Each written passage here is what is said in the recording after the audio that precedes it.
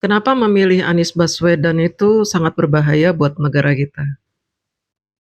Karena dia sering berubah-ubah bicaranya.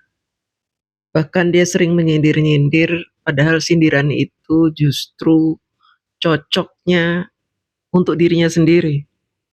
Coba kita dengarkan apa yang diucapkan Bapak Anies Baswedan ini yang perlu kita telah satu persatu. Apakah benar seorang Anies Baswedan ini adalah seorang negarawan atau cuma seorang politikus yang masih mentah cara berpikirnya tentang negara besar Indonesia ini? Kalau mau mematikan demokrasi ada tiga juga caranya. Satu, ganti aturan main. Bener nggak tuh? Yang kedua, singkirkan lawan dari pertandingan. Jangan sampai ikut pertandingan. Yang ketiga, kuasai wasit. Nih, Ada 3 hal menurut Bapak Anies untuk mematikan demokrasi. Sebenarnya 3 hal itu semua sudah pernah dilakukan oleh Anies Baswedan. Bahkan dia sendiri mengatakan sudah pernah terjadi di Jakarta. Ya, Anies melakukan pada saat bertanding dengan Ahok. 3 hal ini sudah pernah dilakukan Anies Baswedan demi menguasai Jakarta. Apa 3 hal itu? Yang pertama, kalau mau mematikan demokrasi ada tiga juga caranya. Satu, ganti aturan ganti main. aturan main. Anies Baswedan ini mengganti aturan main ketika Pilkada DKI 2017. Dia tidak lagi menjalankan demokrasi dengan baik, tetapi diganti aturan mainnya. Aturan main yang diganti oleh Anies Baswedan yaitu melakukan intimidasi kepada lawan politiknya melalui ormas-ormas yang mendukung dia. FPI, HTI mendukung dia 100% dan kami pendukung Ahok setiap hari diintimidasi. Kami melakukan kampanye untuk Ahok, disuruh buka baju kotak-kotak. Dipaksa, kalau tidak kami digebukin. Itu di era Anies Baswedan ikut Pilkada DKI. Dia mengubah aturan. Tidak lagi demokrasi, tetapi intimidasi.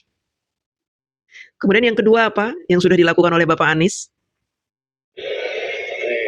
Benar nggak tuh?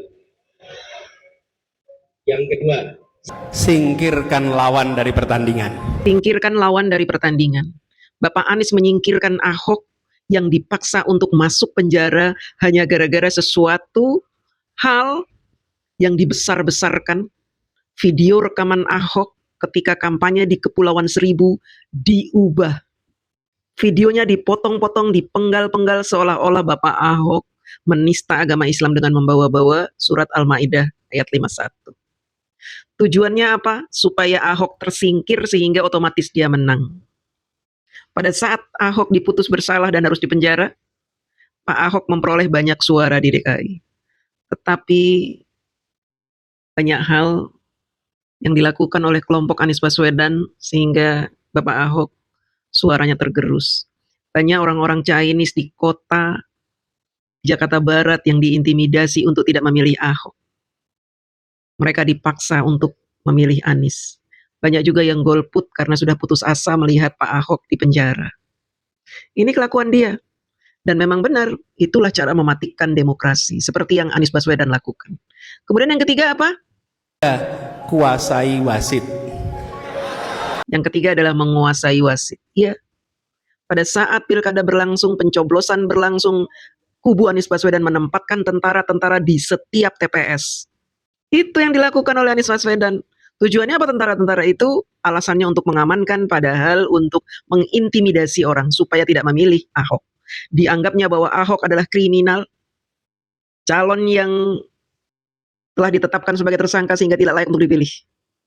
Semua orang diintimidasi supaya hanya memilih Anies Baswedan. Pilkada DKI ini 2 putaran. Putaran pertama Ahok menang tapi tipis karena ada 3 peserta. Putaran kedua Ahok kalah juga tipis karena ada intimidasi. Saya saksi hidupnya. Inilah bahayanya memilih Anies Baswedan. Dia bisa memutarbalikkan fakta, seolah-olah dialah yang dizolimi, padahal dialah penzolim utamanya. Terima kasih.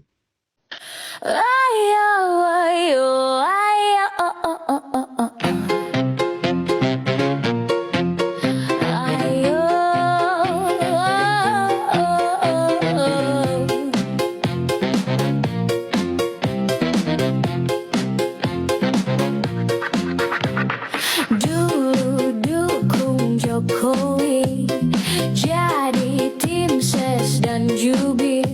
Sekarang Paruh dari suara itu diraih dengan cara curang. Benar, secara hukum, secara legal memang dia terpilih. Ya. Tapi dia tidak memiliki basis moral. Ya. Dan itu apa sih implikasinya? Tingkat dukungan menjadi semu. Ya. Jadi kalau misalnya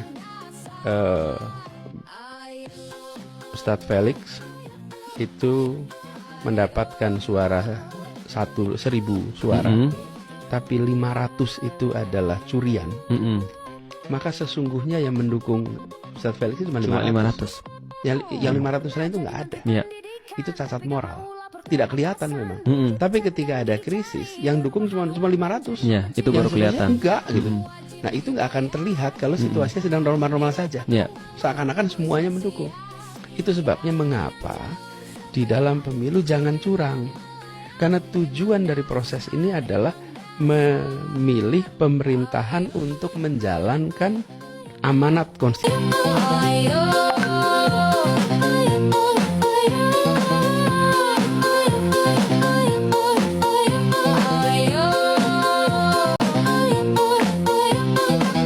punya hutang ya harus dibayar, gak ada prestasi ya harus tahu diri. Sudah gak laku jangan bertingkah, mau bersaing tapi gak bermodal. Gak bermodal. Ingat hutang wajib dibayar, ingat patung bambu rubuh sia-sia, ingat jalur sepeda 75 melayang. Emang dasar. Oh iya.